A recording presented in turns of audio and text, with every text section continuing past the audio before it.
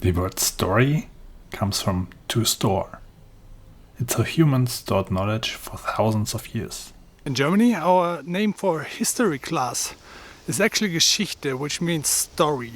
We really don't differ in the German language between story and history. So now let me tell you a story. It's about the most amazing thing and also the most scary thing that ever has happened to me in my life. I was spending my evening watching YouTube videos, like I usually do. Then suddenly, I heard weird noises outside. It sounded totally abnormal. I had not heard that before. So I went in front of the door to have a look. Mostly I was curious. But after opening the door, I became really scared. The noise seemed to come from right around the corner. Now I was scared, but also I had to find out what was happening. So I took all my courage and peeked around the corner.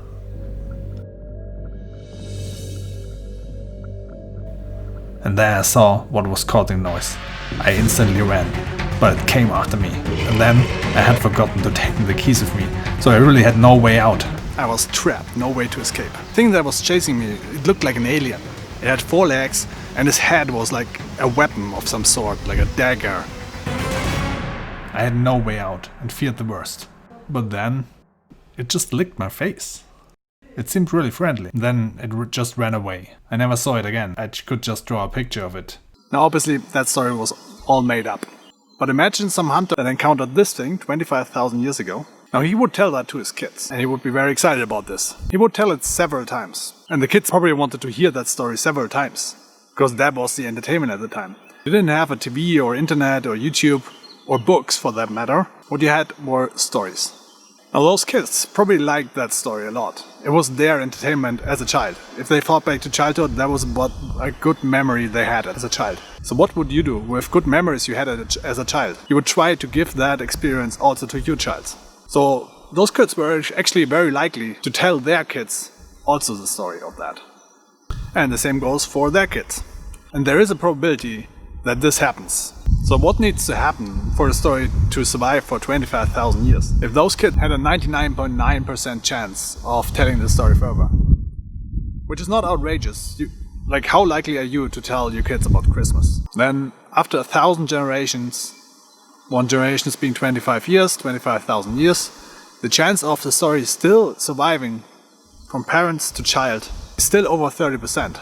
Now obviously stories change over time, things get added, maybe someone started to tell things about their healing powers, then they added parts to the story and now they somehow are related to rainbows. Maybe some kids were asking, hey, when can I see them? And then the parents said when the rainbow comes out. Maybe that was the thing that actually happened.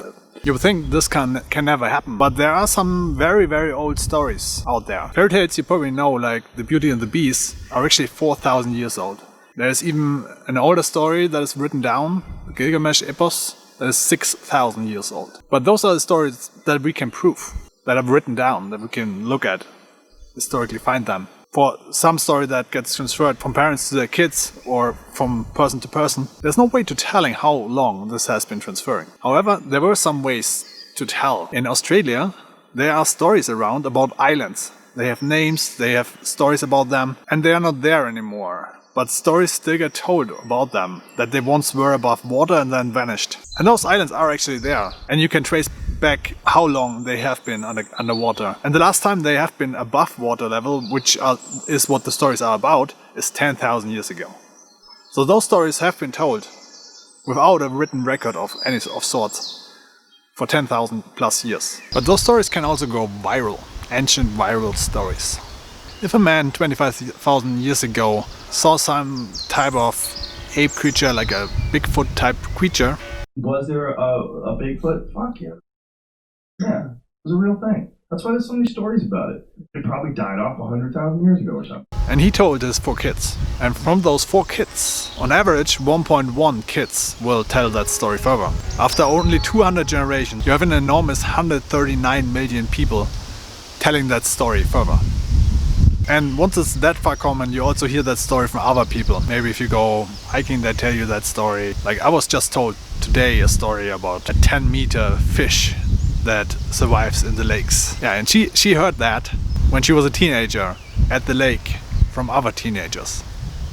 Who knows how long that story has been around? Maybe there was a 10-meter catfish 1,000 years ago. And really, if some people saw that fish, they would tell their children and they would tell their children, and then it would go viral in the area of the lake. And then people 100 years later would still tell this at the lake when they lie there with other people to relax. They would tell the story that they heard. There wouldn't be any books around. I would for sure tell the story of Hansel and Gretel further to my kids, I think. Stories that fascinated me as a kid. And unsurprisingly, the story of Hansel and Gretel is really old as well. So nowadays we have internet, we have books. This will probably be a lost art, the art of storytelling in a way, because we rely so much on things that we can now Google. But there still are stories around that will be told. How long do you think will Christmas be around? Like, one of the best childhood memories of most childs is probably a Christmas thing. And then obviously they will do the same thing to their kids. And the chance of that, not only is it viral and all around the world by now, but the chance of that being transferred to the next generation is really, really high. I mean, just ask yourself, how likely are you to tell that to your kids? You might say, oh, maybe I don't have kids. But you do have a relative that has lived 25,000 years ago that is directly related to you. Someone didn't have kids, you wouldn't be here in that line. But assuming there is one line of people surviving 25,000 years from now, they probably have an above 50% chance of still celebrating Christmas. I wouldn't exactly bet on YouTube being around in 25,000 years from now.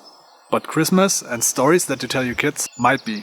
So next time you tell your kids a story, try to tell it exciting and realize that it might be around when you are way gone and nobody remembers you anymore, but your story might live. Your story might be told in 20,000 years from now.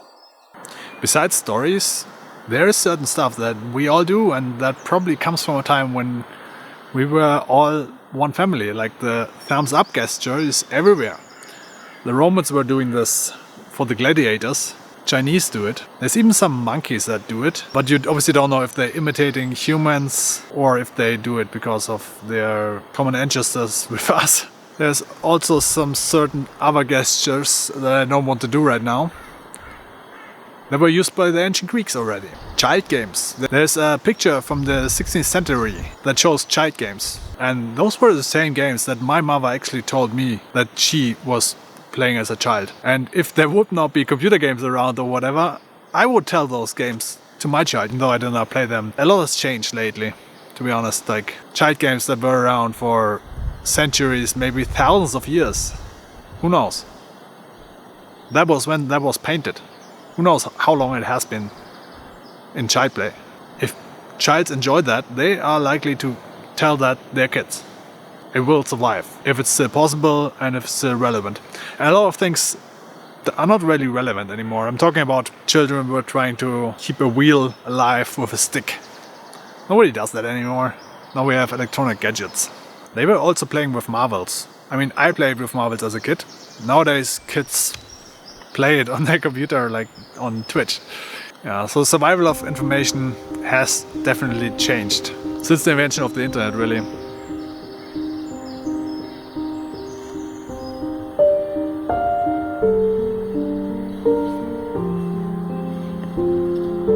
Obviously, stories change. Also, interest in stories might change. If there is another event that was way more interesting all of a sudden, like some sort of war maybe for people, then obviously the stories change. The stories that now get told are stories about that war. So really it's quite hard. The probability is not constant that the stories transfer forward, but it's fluctuating. It might go up, it might go down. And if it goes down constantly, it will die out though.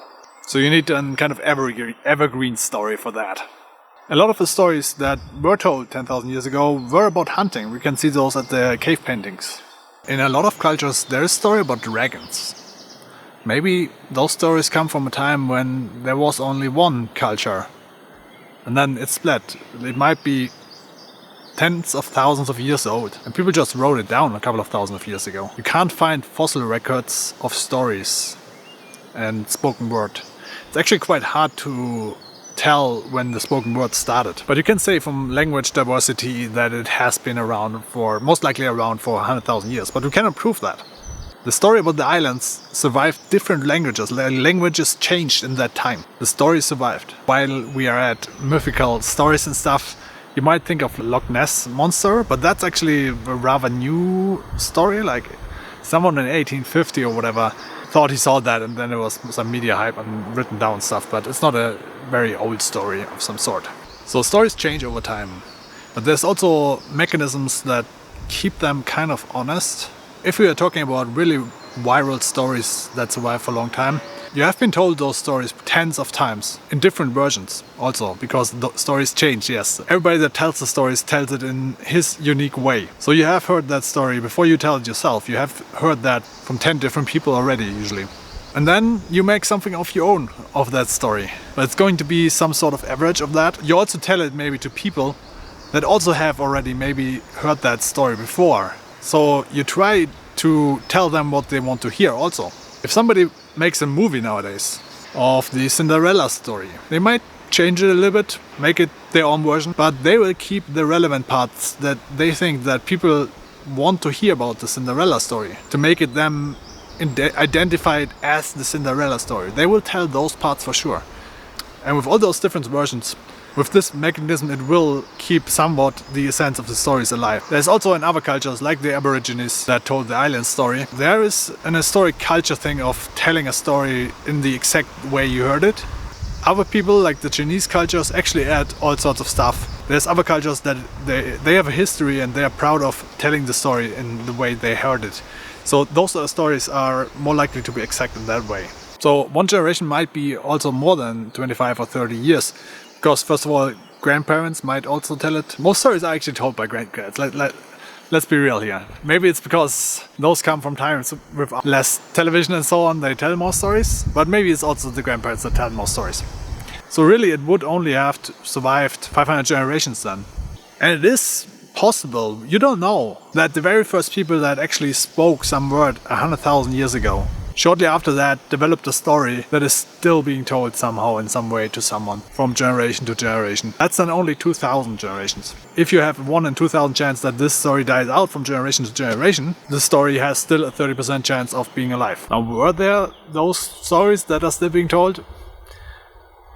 I don't know, but it's possible. There would have to be a very unique type of story that was an evergreen story that is interesting to all the future generations, didn't change, and has a high probability of being transferred further, which is very hard to do. But unicorns, dragons, maybe that sort of thing. Unicorns, by the way, mentioned in the Bible and also by the ancient Greek. Now when you Google the oldest story, you will find the Gilgamesh epos, because that was the oldest written down story. But nobody knows what the oldest real story is. It might be some stories that nobody really thinks much about, but it has an unknown source. And once you have an unknown source, you don't know how long this has been told.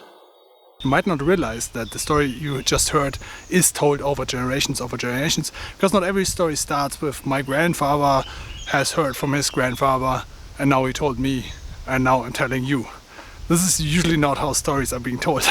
Usually the storyteller just knows the story and maybe might not even know where he heard it from, but probably heard it sometimes as a child. But he certainly does not know if the story her mother told her, most likely, where that story came from. But that's not the questions we ask as a child when we hear a story. We just hear it, then we know it, then we tell it.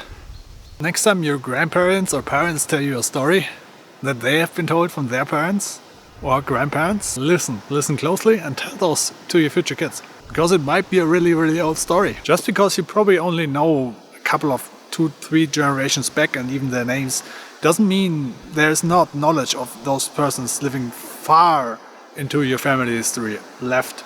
And those might be in those stories you hear from your parents.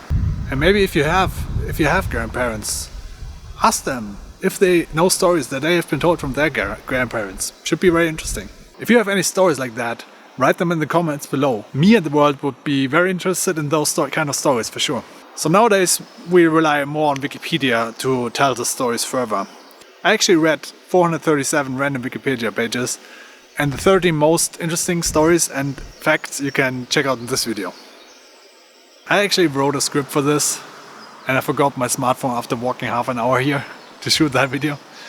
So in a way, this makes it kind of a natural way. Like, I have to tell the story now from my own knowledge that I have heard, and not like, okay, let me Google this real quick. I'm telling you that story that I remember now.